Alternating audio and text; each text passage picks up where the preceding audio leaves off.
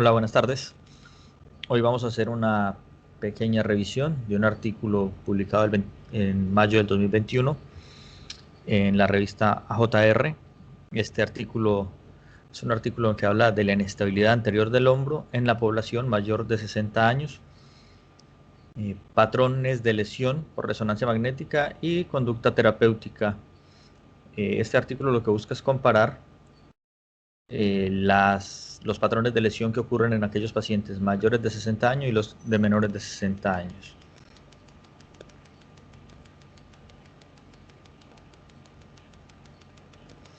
Bueno, entonces tenemos que tener en cuenta que la articulación glenohumeral es la articulación del cuerpo que más se disloca debido a que tiene un rango amplio de movilidad y las superficies anatómicas son aplanadas.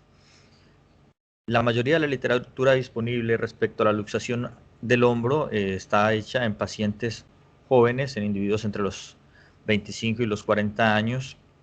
Obviamente esto se debe a que la recidiva y la cantidad de luxaciones de hombro en esta población son mucho mayores, llegando a una cantidad de recidiva, un número de recidiva, un porcentaje de recidiva casi del 90%, cuando hay lesión de los componentes cápsulo-ligamentarios y del labrum glenoideo. Bueno, obviamente a esto se suma la cantidad y el tipo de actividad física que realizan los pacientes más jóvenes en comparación con los pacientes de mayor edad. Hay que tener en cuenta, sin embargo, pues, que ahora los pacientes de más de 60 años igual participan en una gran cantidad de actividades físicas recreativas y competitivas, y que el 20% de las luxaciones de hombro llegan a ocurrir en pacientes mayores de 60 años.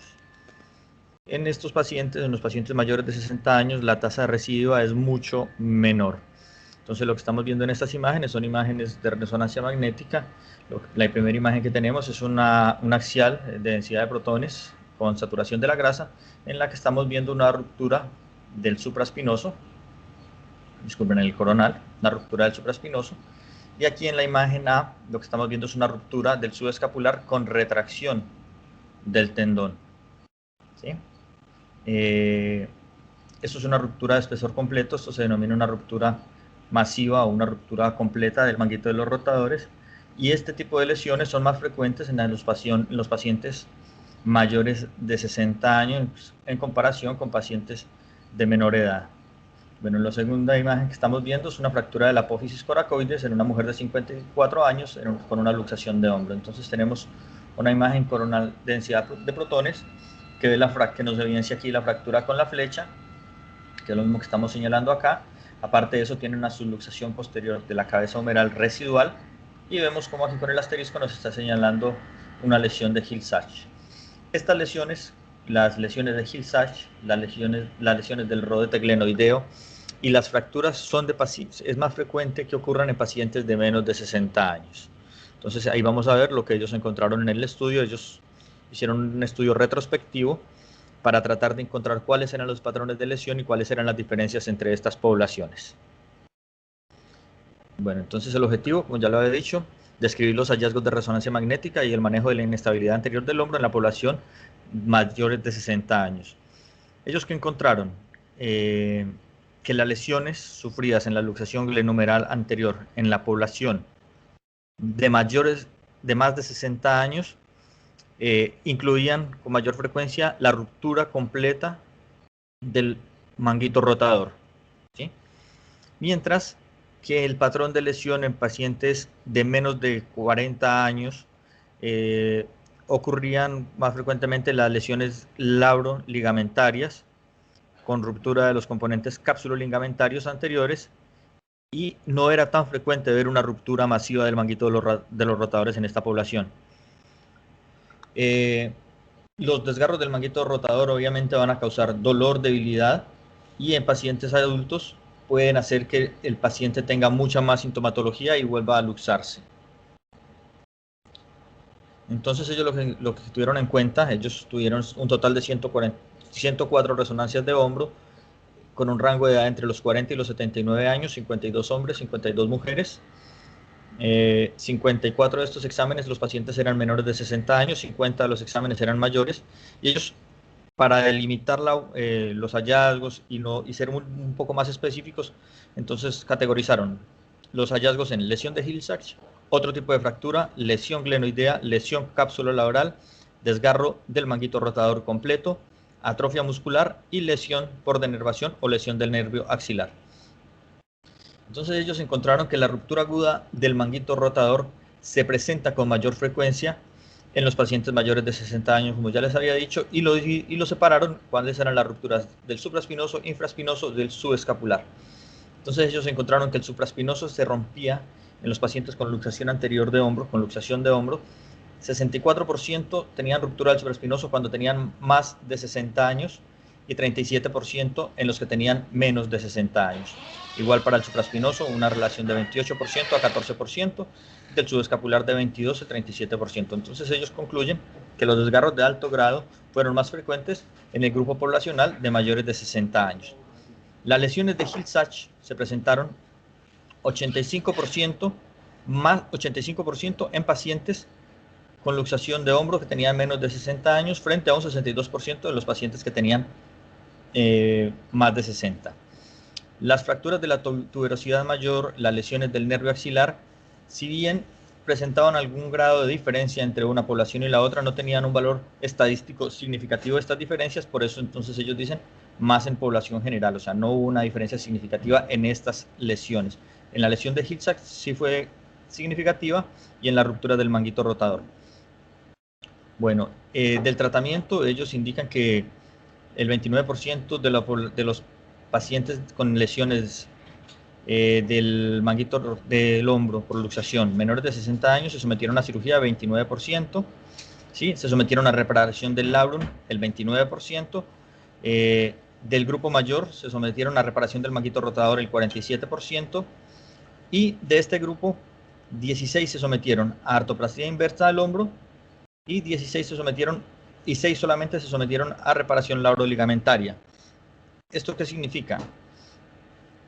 Que los pacientes con ruptura del manguito rotador, que eran mayores de 60 años, fueron llevados a estos pacientes, más que pensar en hacer una reparación lauroligamentaria o cápsulo-ligamentaria, se pensó en reparar el manguito rotador.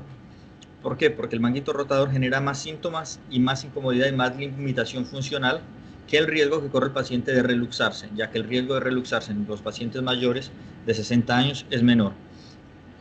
Bueno, el protocolo de resonancia que ellos usan es un protocolo de 5 secuencias, tiene secuencias axiales en densidad protónicas con saturación de la grasa, tiene 2 coronales, un T2 y una densidad protónica, uno con FAT-SAT y uno sin FAT-SAT, y en las secuencias sagitales tienen un T2 con saturación de la grasa y un T1 sin saturación de la grasa.